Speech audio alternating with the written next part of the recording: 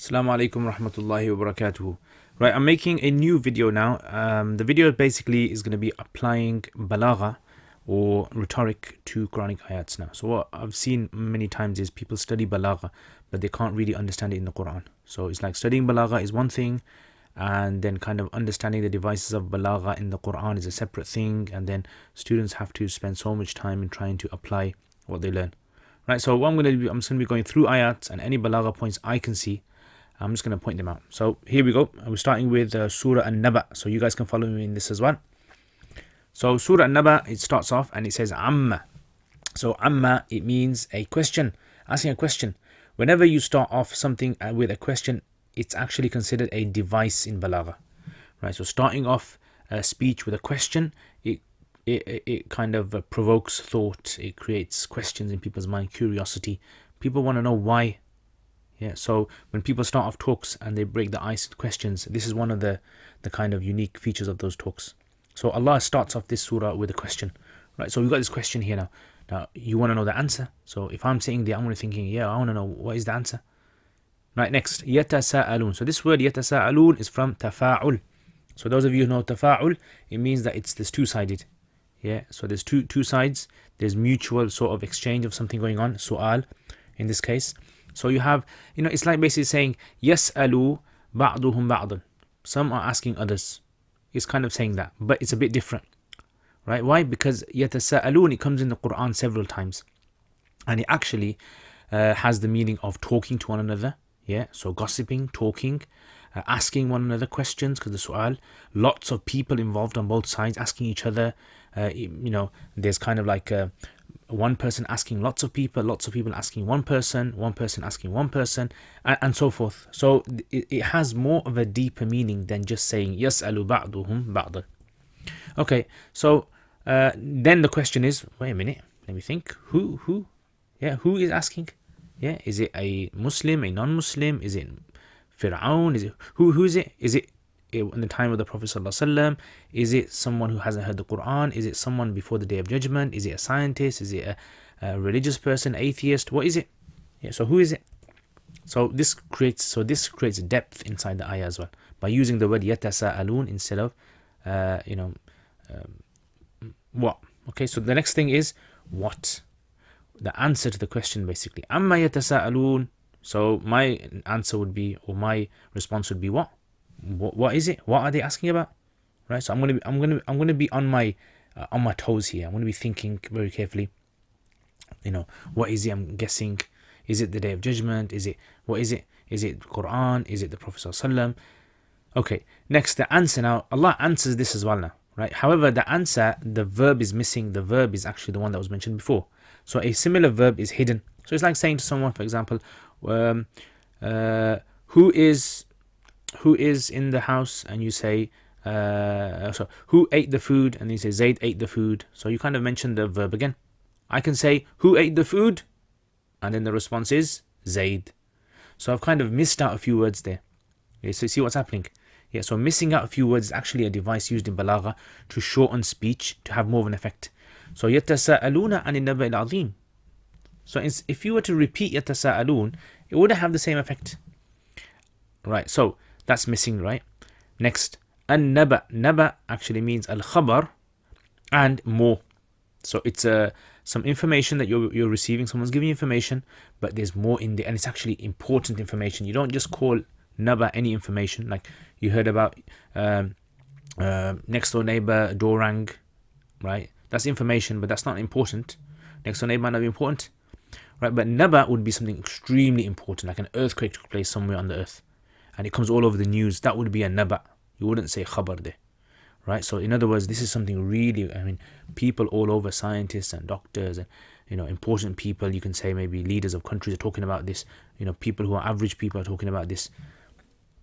Okay, so you got naba there. Next, azim. So azim, if the naba is a very important statement or information, and then azim is the adjective, that is another element of Balagha there. It's kind of putting lots of depth into this now. So it's like, you can say, like we would say, to normally our speech would be exaggeration. Right? Really, really, really, really important news. Yeah, something breaking news coming through. Okay, so you got naba Al-Azim, great, massive, right? Big news. So again, it creates the questions inside the person's mind are created. Yeah, you hear this and you're thinking to yourself again, wait a minute, what is it? I want to know. What is it? So it's creating more curiosity now, right? It's kind of increasing the tempo here. Your person's asked the question, you want to know the answer. They haven't really answered it, but they're still kind of creating this anticipation of the answer. Okay, so is it the Day of Judgment? Is it the Quran? Is it the Prophet Sallallahu Alaihi Wasallam? Is it Islam? What is it? Alladhi, it means which, right? So, or who.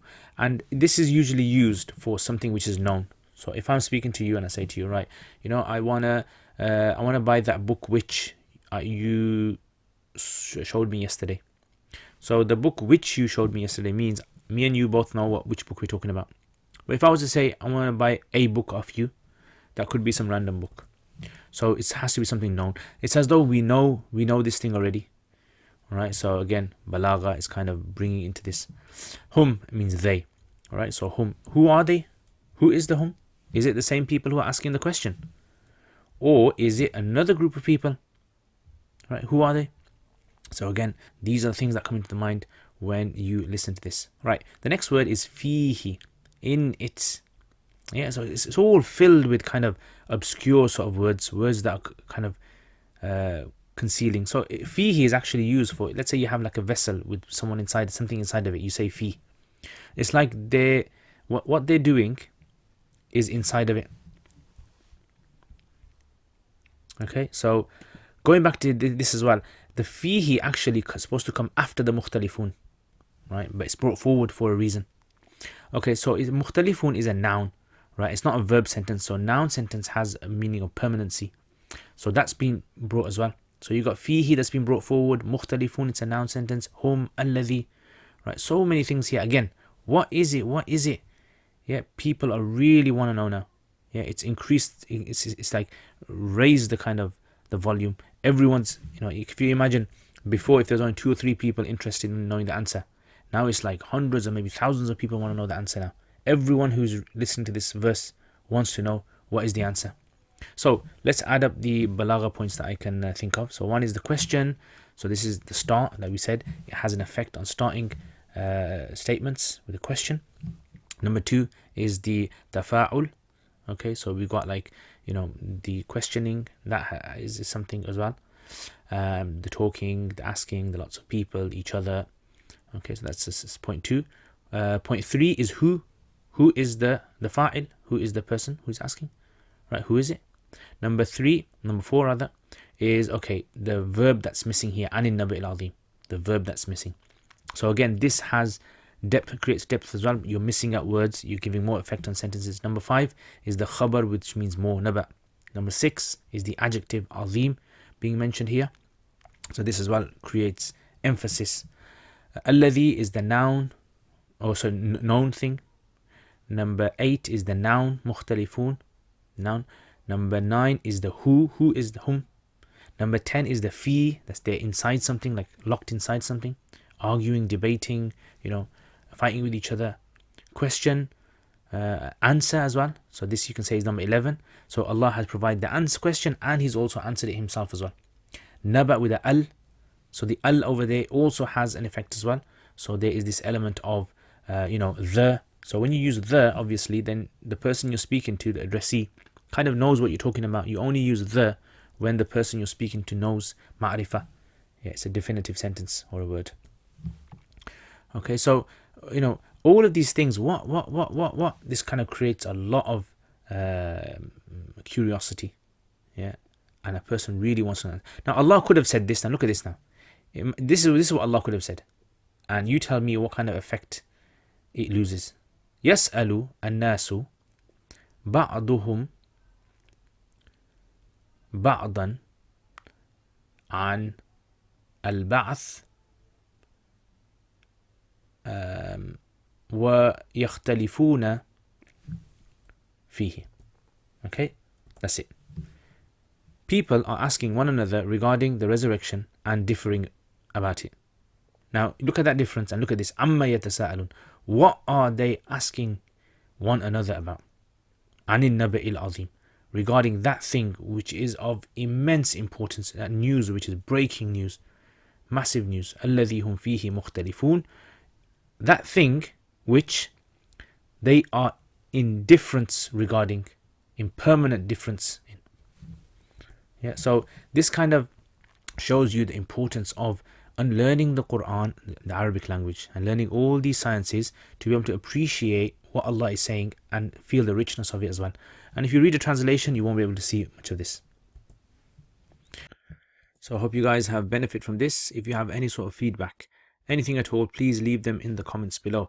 Now, as you know, for me to create good quality videos, which I want to do, I want to create lots and lots of videos for you guys to be able to benefit. I need support. So I've started the Patreon. So if any one of you wants to support my channel and wants to help me, then you can support me through my Patreon. I'll leave the links in the comments below. And you know, inshallah, lots and lots of projects, inshallah, things that I want to do hopefully in the future. This is one of them. Try to do the entire Quran, inshallah. And anyway, thanks to all my patrons. You guys know all who you are. May Allah accept everything from them and bless them. Ameen. Jazakallah khair. Assalamu alaikum wa rahmatullah.